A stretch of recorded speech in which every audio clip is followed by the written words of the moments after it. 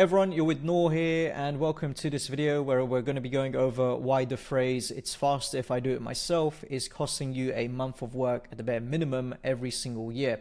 Now, if you've yet to have the displeasure of meeting me, I'll just reintroduce myself. I was the ex-head of operations for a company called Imperium Acquisitions. We were essentially a multi-seven-figure info product, and we generated more than 8 figures in the past couple of years in the info space. And here you can see more about us. If you click on results, you can see here my face is still across all these wonderful client interviews. As they know, it brings in the views and brings in the money. So of course I am teasing and I'm being completely sarcastic, but yeah, I was the ex-head of operations in that company for the past 4 years. Helped the company scale from 100K all the way to 700K a month. Helped grow the team from a team of 5 to a team of 40. And I also had the privilege of overseeing fulfillment for more than 4,000 clients across those 4 years, whilst building the systems that ultimately help the founders scale without becoming the bottleneck. And now the purpose of this channel that you see today, I essentially help 6 to 7 figure coaches, consultants, and info product owners build businesses that can scale without them. Alongside this, the purpose is also to expand my network beyond the corner of my living room, because right now it's just me, myself, and I. And then it's also to build goodwill before I inevitably try to sell you something. The game is the game.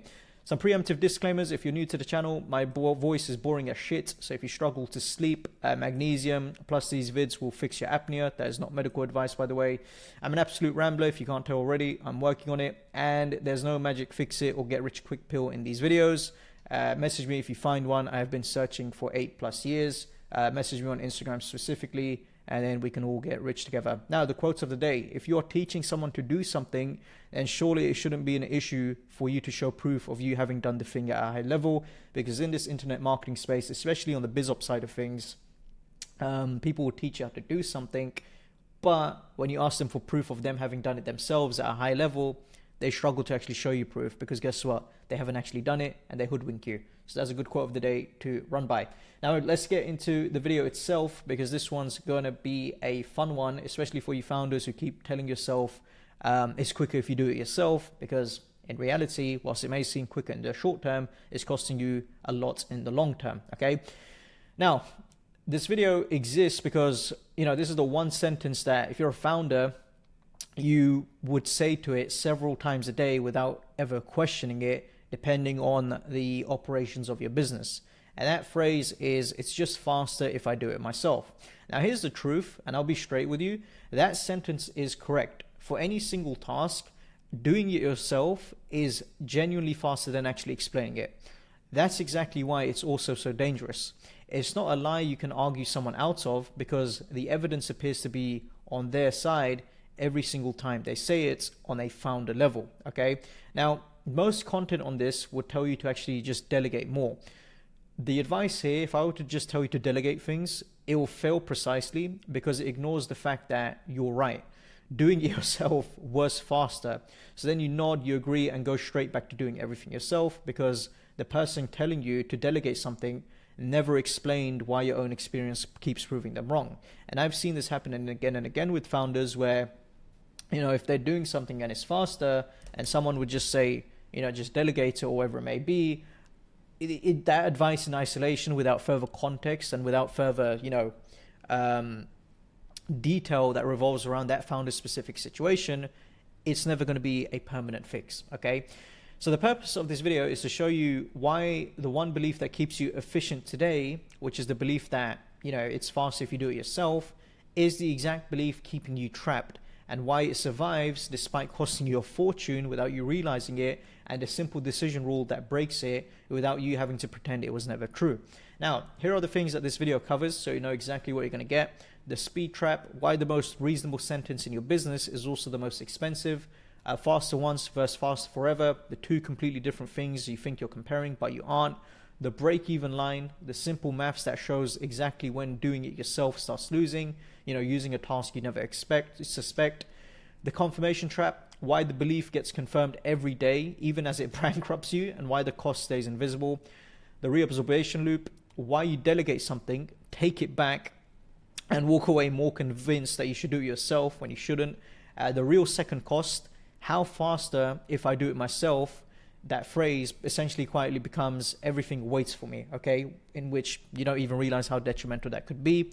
When the sentence is actually true, so the exception and the loophole that you'll try to hide inside, and the recurrence filter, which is the one question that tells you when the sentence is true and when it's a trap, plus how to break the habit without adding hours that you don't have, okay? Now, the minute this becomes relevant is essentially the moment your business is doing enough volume that the same tasks recur over and over again, okay? Typically north of 30K a month, heading into the seven-figure dash multi-seven-figure realm. At a small scale, like with a lot of other things that I've covered in the channel so far, whenever you're operating at a small scale, things like utilizing the phrase or accepting the phrase of faster if I do it myself is fine, because there isn't much of it and it rarely repeats. The trap springs when the business grows, but the habit doesn't, okay? Specifically, when the same tasks keeps landing back on you week after week and you keep doing them because explaining it feels slower. How many times has that happened to you? When your calendar is full, but almost none of it is the work that only you should be doing. So again, on a founder level, you should just be focusing on visionary work and nothing else. When you have a team, yeah, everything still routes through you to actually get finished.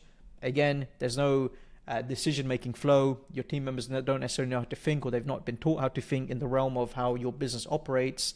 And there's no sort of escalation protocol for different situations, meaning that everything comes to you, even though you've hired team members in place. And when you've tried to hand things off before and concluded quietly that it's simply easier to keep them, or in most cases loudly even. Now, here's what you'll be able to see differently after this. When faster is real versus when it's a trap, and you'll be able to tell the difference between a genuine one-off and a recurring task wearing a disguise. Because if it's a genuine one-off, that's fine. But if it's something that recurring, then it's a bit of a problem.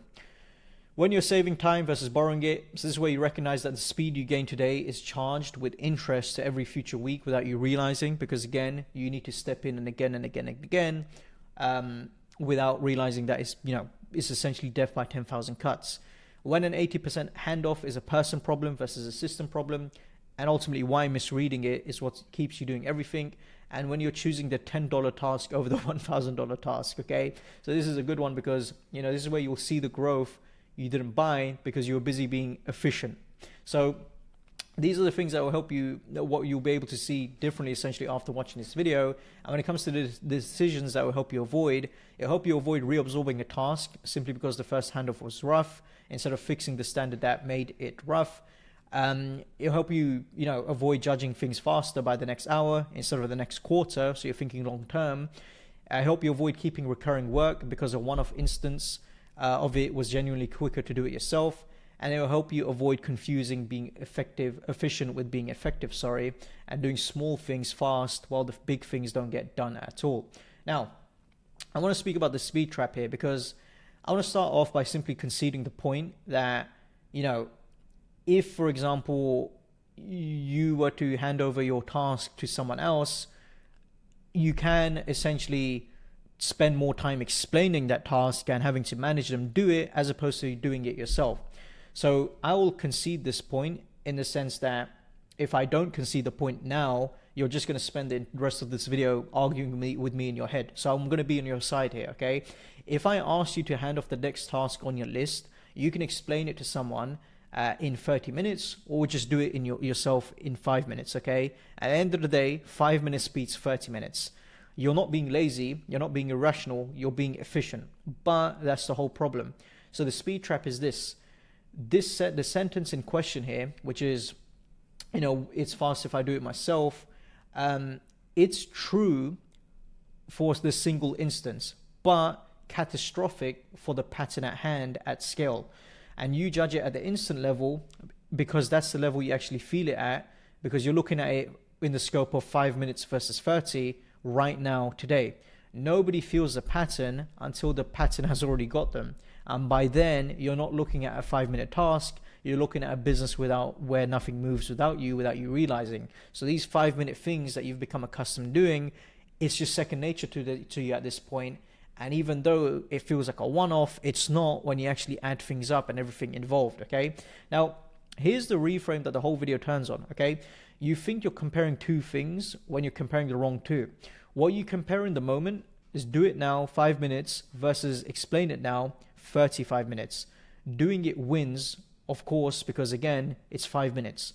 What you should be comparing, however, is doing it yourself every single time it comes up forever versus explaining it once and paying almost nothing after that. Because here's the thing, in the short term, again, it seems like great, it takes a couple of minutes and whatnot, but you're having to do it again and again and again. And this is apparent and evergreen for all of these small tasks, whatever it may be, which indicates, again, death by 10,000 cuts. Whereas if you were just to sit down and explain it once and just hand it over to someone with proper procedures in place, you don't have to spend any more time ever in the life of your business again, okay? And when you avoid the need for 5-minute a days on these specific tasks, you save a lot of time because 5 minutes a day adds up, okay? So these different comparisons, they're opposite directions, because the task that's quicker to do today is the one that's training you every week for the next year. When you do it yourself, you're ultimately taking out a loan against your own future time, and you never notice the repayments leaving your account because they're spread across 100 tiny interruptions that you never trace back to this one decision, okay? So the best way to actually say it to yourself is essentially like this. It's faster this time is the enemy of faster every time. Super simple stuff. Now, when it comes to the break-even line of side of things, this is where we can actually, start putting numbers on it, because maths is where this stops being a nice idea and starts being uncomfortable, okay? Take one task. As you're watching this video right now, you probably have one task that you're constantly approving, and it feels like you just spend a couple of minutes on it every single day, and it doesn't feel like it's harming you or doing anything bad, okay? Think of that task, take some time to think of it, and when you've got it, feel free to unpause the video or whatever. Now you've got the task, let's visualize this for a second. Let's use the example of, because I've fleshed out here the example of content, okay? A lot of the founders, when you start scaling up, for example, you start becoming a lot more strategic with your content, and then things like your email list, your social media posts, the descriptions, the captions, the angle, whatever it may be, the emails that are going out, you may want to approve it on a founder level before you let it go, because again, it's to do with your brand and it's very important, okay? So in this case, you approve every piece of content before it goes out. Every post, every email, every caption. It feels trivial, it's not real work, and it takes you 2 minutes to simply go yes, no, edit this, edit that, etc., etc. So as a result, you'd never in a million years put it on a list of things holding your business back, because it's like second nature to you to simply approve these things and make amendments, as it doesn't take that long whatsoever. But let's actually counter here. For this specific task, when it comes to content production and content approval that your team can be responsible for, when it comes to email, social medias, and all these different things, it can add up, okay? Say it's 8 minutes each time. Once you factor in the context switch, let me tweak this one line, adjust this, and then you also need to reply back to whoever sent it, and then the person needs to reply back to you with amendments and saying, is this good, is that bad, what if we do this, etc., etc., okay? Say this happens 5 times a day, depending on, not even in the context of content here, but whatever task that you have that you need to be involved in, because irregardless of content, there's chances that there's back and forths involved, and there's minutes that are held with each task each time, okay? So say it happens 5 times a day, and that's 40 minutes a day, and that's 200 minutes a week, and that's roughly 170 hours a year, okay? 170 hours a year. That's more than a month of full-time work every year spent approving captions. Now here's the thing, okay? This seems very ridiculous, and it seems like there's no chance that it's not 170, it's 170 hours and whatnot. I promise you, it is, and it could be even more, depending on the complexity of some of these daily tasks that you think only takes a couple of minutes. Because what you think takes you 1 minute or 2 minutes, it takes more than that, and it can happen throughout the day, and it can happen every single day. And these minutes add up, all because you don't have systems and processes and documentation in place. Now, here's the part that should sting. It's not even the 170 hours here that's the real cost, okay? It's that nothing goes out without you. Your content, your reach, your entire top of funnel, and even other executive decisions, not even executive decisions, sorry, just general decisions have to run through you, okay? If you go on holiday, for example, other things in your business stop without you. If you have a busy week, other things stop because they can't reach you to have your own approval. You've made your own marketing or whatever other department, that runs through you, dependent on you being available to rubber stamp it. Now, run the other side of the ledger here, okay? Teach someone the standard, what good looks like for whatever you're teaching, what bad looks like, what to never let through, and all these different things. It might cost you a focused afternoon, depending on the complexity of the task. Let's just say, 4 hours plus a few weeks where they're slower than you, and you're spot checking and you're QCing and you're training someone up, okay? That's just the general version. All in all, let's say the whole handover, if we did want to really calculate every single minute, every single hour that goes into what it takes for someone to take this off your hands, depending on the task, let's say it costs you 15 hours. Again, 15 hours once against 170 hours a year, every year, like you cross the break-even line in about a month. So here's a shortcut so you don't have to run the maths every time. Anything that recurs weekly, teaching it once quite literally pays for itself inside a month. After that, the whole phrase of faster if I do it myself isn't saving you time, it's costing you time. And you're actively choosing the more expensive option and you're calling it efficiency. So I'll give you a real life example here where at this moment in time with one of my clients that we have within the advisory side of things, and I say we, it's just me, myself, and I, to be transparent. So we are working on basically doing what we described here and spending the time to flesh out a playbook and a remediation playbook specifically for his copywriters, so the copywriters could stop coming back to him for amendments, because right now he's having to tweak things every single day when it simply doesn't make sense. And even though it's like second nature to him and it'll take a few minutes, he still shouldn't do it because those minutes add up. And in this context, sometimes it doesn't even take a couple of minutes, it takes hours depending on the complexity of what the copywriter is involved in, okay? So, and what we've actually described here is it's an example of one single task, okay?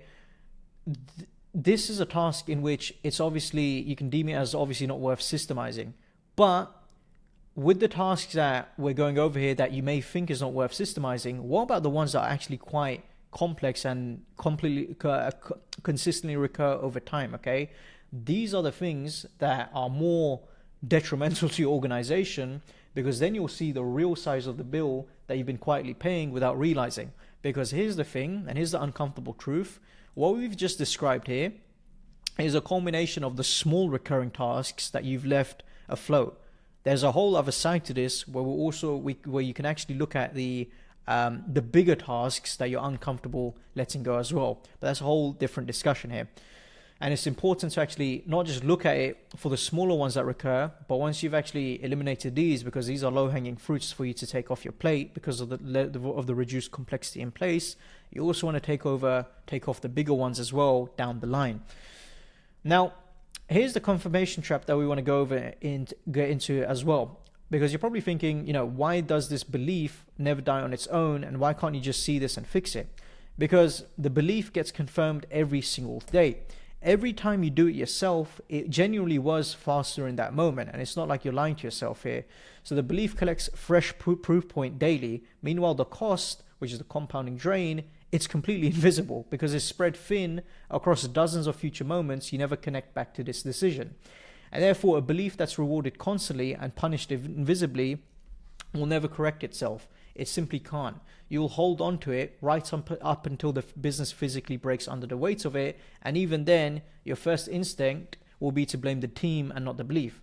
This is how the belief in question lies to you, because it doesn't feel like a bad habit. It feels like being sensible, but that's the disguise in question. Again, it doesn't feel like it's a bad thing, basically because it's only taking a few minutes here and there, but the few minutes add up, and as you scale up, I promise you, it will eventually become a massive bottleneck and an inconvenience. And even if you are continuing to scale up with still having this in your back pocket, coming back to the analogy around death by 10,000 cuts, these simply add up to hours which can be allocated elsewhere every single month, okay? Now, let's get into the reobservation loop here, because this is the behavior that slams the door shut and keeps you stuck for years. And the loop goes like this. You delegate something, it comes back at 80%, you look at it and you think to yourself, oh man, see, it would have been faster if I just done it myself. what's the point of me even giving it away? And what then happens is that you take it back, and now the original belief is stronger than it was before you delegated, because you've now got fresh evidence in your mind, okay? But here's the mystery that's costing you everything. The 80% was not the belief that, it's right, the original belief is right. It was a system failure, not a person failure. There's likely that there was no documented standard, no example of what good looks like, no playbook. So of course what you got back came back rough. And then it's a question of, what did you expect? Okay, you handed someone a task with a standard living entirely in your own head, and then took their failing short as evidence that you should do everything yourself. I see this time and time again where founders, they may want to hold on to something because they feel like only they can do it themselves, and the task is extremely complex and all these different things. And then when they hand it over to someone, they don't put effort in actually documenting that standard at a high level. And as a result, when the team member fails, the founder reaffirms the original belief of going, oh, see, I told you this wouldn't work. I told you I shouldn't have delegated. But then when we actually look at the processes given, the processes are just hot trash. And therefore, it doesn't actually equate to proof of the original false belief being right, okay? So this is where on a founder level, you'll typically take a missing system problem and file it under the reasons you can't delegate, okay? That single misfiling is what keeps the loop closed, and the fix isn't to try harder at doing everything. It's simply this: 90% done by something else consistently beats done 100% done by you occasionally. Occasionally is the word that's killing you here, because you're not available occasionally enough to run a business that's growing. Another thing to know as well is even at 80%, okay, especially for more complex tasks, guys, like again, with what I was speaking to one of my clients about this, where we were speaking about the complex nature of writing up VSLs, market understanding, the amount of research it goes into, unpacking angles and different layers with more complicated clients and whatnot. It takes a lot of work. And with some copywriters, that they may be good copywriters, but they're not good marketers, or they may be great marketers but they may be great copywriters but good marketers, meaning that because of their lack of greatness in marketing, the copy is not as good as it can be. Therefore, the work that's returned to them comes back at 80%, and the founder just steps in to amend the 20%. And that, for whatever reason, was a massive wordful to get through, so I do apologize, but hopefully you get a good, clear view of the example I just gave there, where even if someone was to come back at you with a more complex task of it being 80% done, and you just have to do 20%, 20% is way better than you having to do things 100%, okay? Now, here's the real second cost here, and this is the thing that makes this belief so much more expensive than it looks, because the task's own minutes are only the first bill. Every time you're the only person who can do a thing, you don't just spend those minutes, you become the permanent interruption point for it. So the task costs its own time, plus the context switch every time it yanks you off deeper work, plus the ceiling it puts on your team because they can't move without you, plus every hour someone sits waiting on you instead of just acting. So if you see here, the costs aren't the minutes on the front end, it's what occurs beyond these minutes on the front end as well, which can be extremely detrimental, okay? So the whole concept of faster if I do it myself, repeated across enough tasks, quietly compiles into one single sentence about your entire business, which is the fact that everything waits for me. That's the bottleneck, and you'll see here how it actually got built. It's not through one big bad decision, it's through 100 small, reasonably individually correct ones, okay? Every faster if I do it myself was right in isolation, but when you stack it together, they build the exact trap that you're sitting in. Now, let me be clear here, because as we mentioned at the start of the video, this doesn't necessarily mean that the sentence is false every time, okay? There's instances when the sentence is actually true, and the last thing I want is for you to walk away here thinking that the message is never do anything yourself. That is not the message, okay? And sometimes there's founders who never do anything themselves, and they never scale beyond 10K a month or even 5K a month at times, okay? So the sentence in question, it's only a trap for recurring work, guys, okay? For a genuine one-off, something that will happen once and never again, doing it yourself really, it really is the right call. Okay, so this is the case where, if it's something that is just once and never again and only you can do it, then it's fine. You can step in and do it. No system is worth building for something that occurs a single time. It doesn't make sense. That's not the trap. That's just efficiency in question. So the variable that matters is never how hard the actual task is. It's the frequency in which it recurs at, okay? Because a hard task that happens once can stay with you. That's easy. An easy task that happens every week, it cannot, no matter how fast you are at it. And most founders have this exactly backwards, because they'll happily keep all the easy recurring stuff because each instance is quick, and it's the easy recurring stuff that's quietly eating them alive without actually realizing. Now, here's the one loophole, because again, if you're watching this right now, you're probably already reaching for it. The other exception is genuine genius zone work, okay? It goes without question here. This is the only thing that you can do. And the only thing in question that only you can do is probably the content. If your business is founder-led, which it should be, your brand should be centered around you. And therefore, you're the one who has to be the face of the content, the face of the ads, and all these different things. And also anything to do with product development, okay? So you are continuously developing the product, okay? These are examples in which it's fair, okay? Now, the door I'm closing, however, is the fact that the concept of only I can do this is a claim you have to prove by actually trying to hand it off, not one you get to assume because it feels true. The recurrence test still applies here. Most of what you've labeled, only me, has never once been tested. It just got the label and kept it. So if you haven't genuinely tried to transfer it, you don't know it's genius zone, you just know it's yours. So it's very important that when you're actually looking at this, on things that you feel like only you could do because you feel like it's your zone of genius, really challenge that thought, because if you haven't tried to outsource it, then you simply don't know.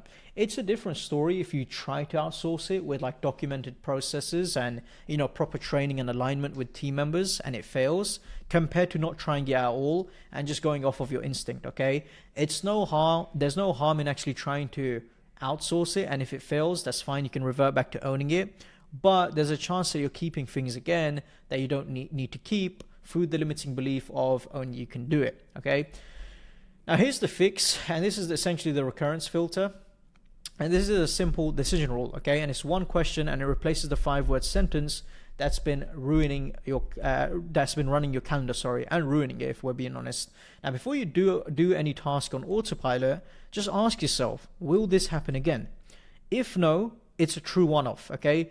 Do it yourself, move on, no guilt. The filter's job is to protect these, not shame you for them. And to be honest, guys, if you have a team members in place, it could be allocated to them depending on the department. But again, we're speaking on a founder level here in terms of what just comes to you. And it could be quicker for you to resolve it there and then as opposed to handing it over. If yes to this question, however, the next time it comes up, you do not do it silently, you do it out loud. So you screen record yourself doing it once, you narrate what you're doing and why as you go. That recording is the first draft of your SOP. You didn't add work to your week, you documented a task you were going to do anyway. So if you do that 10 times, you literally got a library built entirely out of the work you're already doing. And especially in the world of AI, you can quite literally expand on the transcript, the playbook, the documents, and all these things. Like in its most simplest form, you can get Loom AI, record a video, and then Loom will create the SOP for you. So the whole rule is in one line is do it once more, but never silently. Okay, that's the shift there. Not delegate more, which never worked because it fought your experience. This works with your experience. So yes, do it yourself this time. You're right, it's faster, but never again silently. That's the crack that breaks the whole thing open. Okay. So here is a good exercise for you to follow, and this would be the reobservation audit, okay? Because you can't fix what you refuse to look at, so actually let's do something practical here, and let's put it on paper. So step 1, list every task you did this week where you caught yourself thinking, this is faster if I do it myself. Next to each one, mark it O for a genuine one-off, R or R for recurring, and be honest, okay? Most will be recurring, and that's the point here. And in step 3, for each of the tasks that's recurring, write roughly how many minutes it takes and how many times a month it recurs. multiply them, and that's the monthly time you're paying to avoid teaching it once. And by the way, and even an additional step you can add here, we can call it 3.1 before we get into step 4. Ask yourself what happens after that task as a downstream effect, because as mentioned, it could lead to other mini tasks that you don't even realize, and other team members getting involved where needed, etc., etc. Okay. And then step 4, the final step, add the recurring task total, and the number is the size of your speed trap, which is ultimately the hours a month you're actively losing in the name of saving time. If that number is uncomfortable to look at, fantastic. The discomfort is the whole point, okay? That's the gap we want to work to close, and you close it with the recurrence filter that we just went over, not with you white-knuckling your way through delegate more, okay? Now, what this habit change prevents, as simple as it is, firstly, is going to implement the reobservation cycle where there's no more handing off, taking back, and concluding you're the only one who can do it. It's going to prevent the invisible drain in which the compounding time cost stops hiding across your week. It's going to prevent the efficiency illusion in which you stop mistaking lots of small things done fast for actual progress. And it's going to prevent the bottleneck by 1,000 cuts, or I like to call it death by 10,000 cuts, because the business stops routing through you one reasonable task at a time. Now, the outcome here, once you're running the recurrence filter by default, you catch the sentence in real time instead of noticing the cost a year later. Recurring work leaves your plate on its next occurrence as a byproduct of doing it, not extra homework. Your hours shift from $10 tasks to the work only you can do because you stop defending the small stuff on speed grounds. And then finally, your team stops waiting on you for the 100 little things that used to route straight back. So they'll ultimately handle it, okay? Now, here's a diagnostic you can look at, and this is something to do before we actually wrap up this video here. You know, this is something to score yourself on, okay? And you can rate each of these things from 1 to 5. So in terms of your frequency, how often do you catch yourself thinking faster if I do it myself in a normal week, okay? From 1 to 5, with, 5 being constantly. Recurrence blindness, how much of what you do yourself is recurring rather than a genuine one-off? 1 to 5, with 5 almost being all recurring. Reobservation, how often have you handed something off, then quietly taken it back, with 5 being constantly. Interruption load, how often does your team stall waiting on a task only you can do, with 5 being daily. And zone drift, how often does the small fast work crowd out the work only you should be doing, with 5 being every single day, okay? And these are just some rough guidelines to look at on a scoring level, but this is a good indicator to give you an understanding of where you're at. Because if you're under 12, you're mostly protecting your zone, which is fantastic, but you may have a few, last few recurring tasks that you want to nip in the bud. 12 to 19 is probably costing you real hours every week, very fixable with the filter, but don't let it slide. And 20 to 25, speed trap is likely running your calendar and ruining it, and almost everything on your plate is recurring work that you're keeping purely on speed grounds. Start the recurrence filter today. This is urgent, okay? So whatever you scored here, that number didn't exist 5 minutes ago, and now it does, and that's a win in itself. And if you landed above 18, you don't have a discipline problem, you've got a structural one, and structural problems don't fix themselves with willpower. So if you think you can willpower yourself out of structural problems, you can't, okay? Because again, you're going to keep going and going and going because you've got insane work ethic. We need actual processes in place here, and these are very easy to set up. So yeah, very short training today, and revolving around this very simple one as well, because when you are able to shift your belief around, the fact that it's not fast if you do it yourself, okay, and the fact that it's costing you a month's worth of work every year, and depending on what level you're at, a month's worth of work is extremely valuable to you as a founder, and you can get a lot done in that month, okay? You can even mirror it against how much an hour of your time is worth, and that reveals a lot as well. So yeah, hopefully you enjoyed this video. Make sure to implement the exercises followed and stop doing these recurring tasks that you don't need to do, and stop falling into the belief that it's faster if you do it yourself, when in reality, it's really not, okay? Now, in case you wanted to have anything particular covered next, leave a comment on the channel below. To be honest, it's easier to let me know on YouTube or Instagram story, because I don't look at the comments unless I come back to upload the next video. If you have any questions, reach out to me on Instagram. That's where I'm easy to reach. And then the video cadence is once a week, depending on brain capacity and what I've got going on, okay? So these are my socials. Again, easy to reach on Instagram. And if you have any questions on anything that we discussed here, don't hesitate to let me know. Peace. Bye.